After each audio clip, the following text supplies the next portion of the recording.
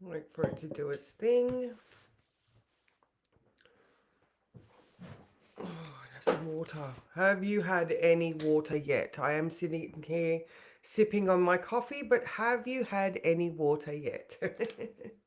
All right. Hang on. All right. Tuesday.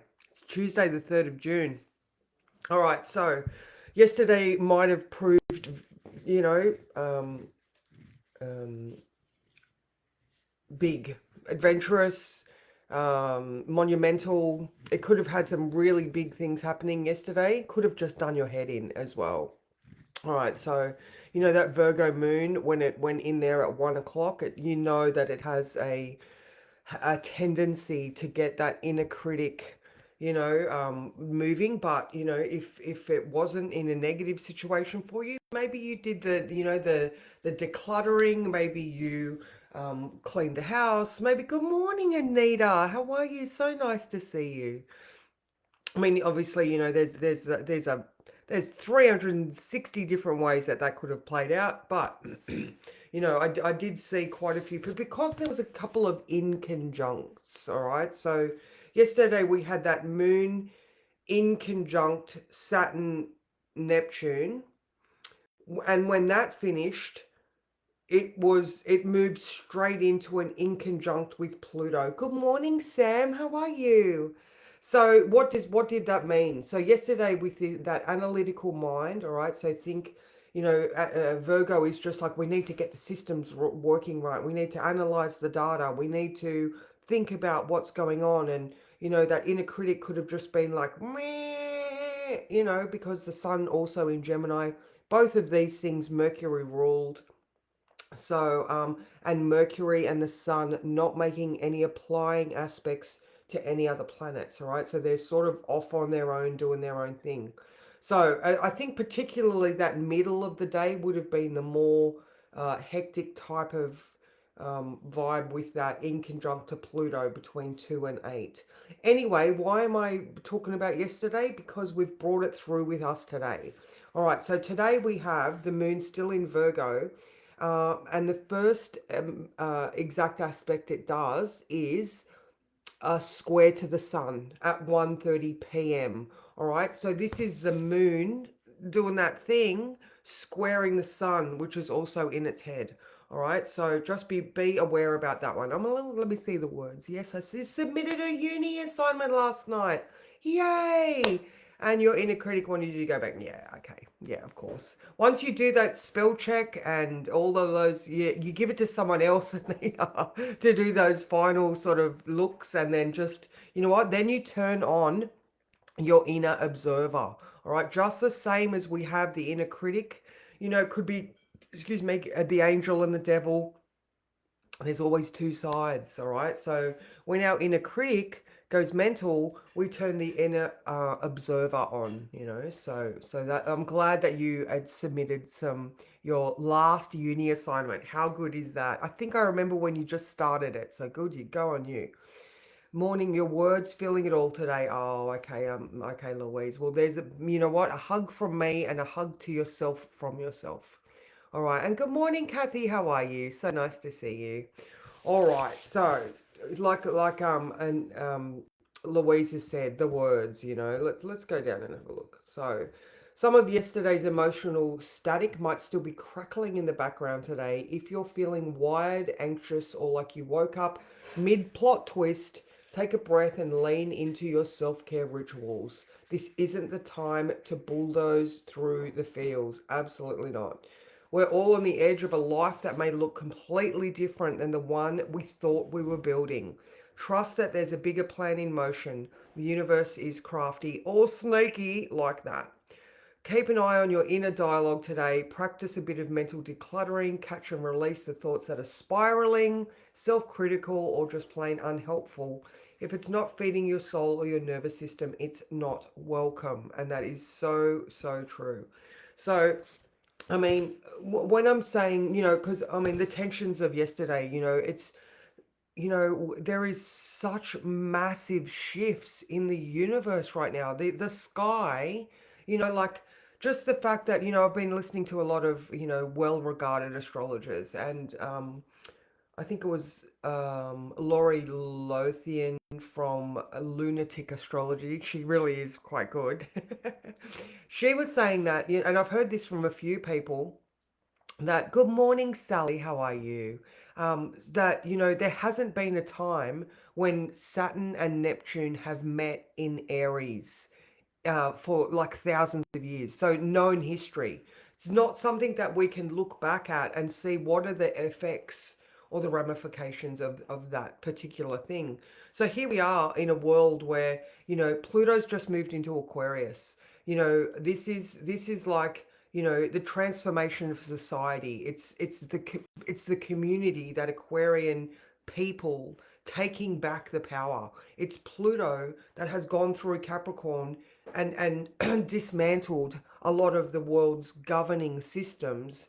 Now we're getting to a point where, the community or people, can you run it differently? Can you do better? Then do that.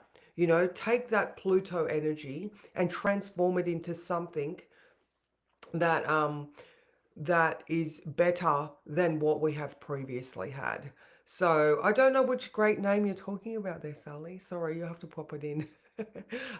Uranus just about to move into Gemini. All right, so there's air signs. All right, so Pluto's transforming the fixed air collective, and Uranus is also adding a complete twist in the plot to the way people are thinking as well. Uranus in Gemini, you know, Uranus has left or is leaving Taurus, which has been challenging our comfort, security, values, our food security, our housing security, our Maslow's hierarchy of needs have all been challenged.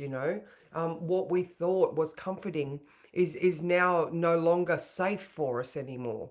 All right, so Jupiter. Oh my God, when Jupiter moves into Gemini, oh, Luna Lunatic. Yes, absolutely.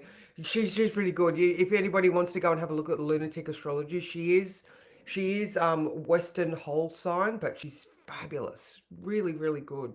Okay, so like just I'm really just trying to emphasize, like Jupiter's moving, Uranus is moving, Saturn's moved, Neptune's moved, Pluto's moved, like everything has fucking moved.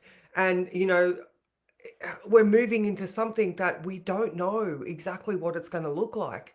So it's really hard for us, especially when we are people that are connected, the way that we are. Like, we are spiritually connected people in whatever modality you choose. All right, you are aware that there is more to life than just this meat bag that we walk around in. We're literally gravitationally stuck to a rock, spinning through space, getting bombarded with solar radiation. Like at the moment, there are these massive X flares heading, everybody, oh my God, like how many amazing aurora photos have you seen in the last couple of days?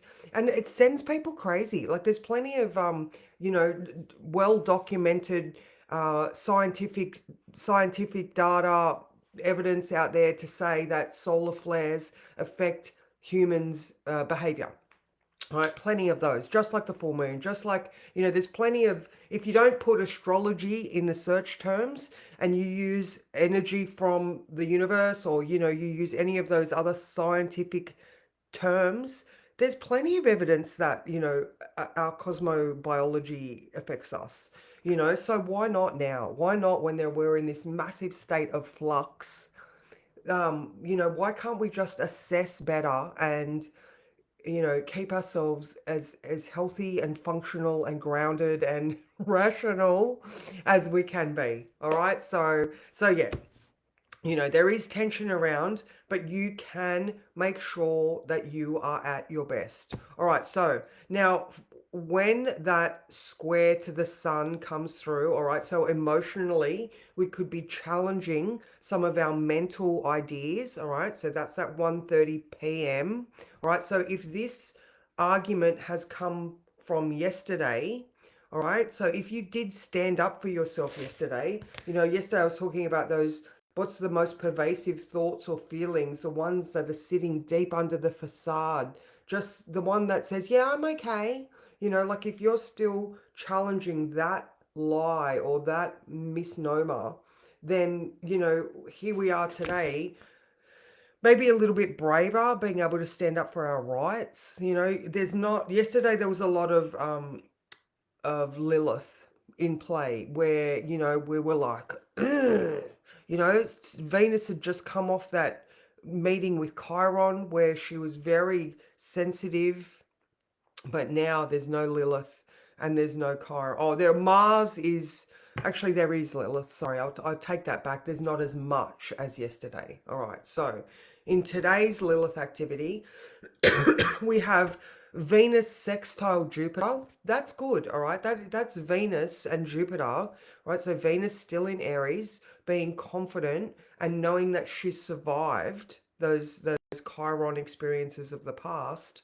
But Jupiter, that sextile to Jupiter, so there's this harmonious understanding, Jupiter and Gemini, that, that there's more to this. There is way more to this. We have the wisdom and knowledge of our minds to know that we survive sensitive topics and hard things and old wounds. All right, that's just what I was thinking right then. Now the Lilith aspect that we have is Venus opposing Lilith. All right, so now Venus is going to move into Taurus, her home sign, which she fucking loves, on Friday. All right, so now she's out of sign opposition. All right, so Venus right now in Aries is out of sign with Scorpio, with Lilith in Scorpio, but they're still opposing each other. So there is a little bit of the universe poking the bear to make sure that these, the things that Hygeia is finding in the crevices of your mind that need to be dealt with. She's got the, the sanitization in there. She's like, oh, deal with this, deal with this. And so, maybe this is where all these uncomfortable feelings are, because we're getting, we're getting poked by Lilith saying, you haven't dealt with this shit.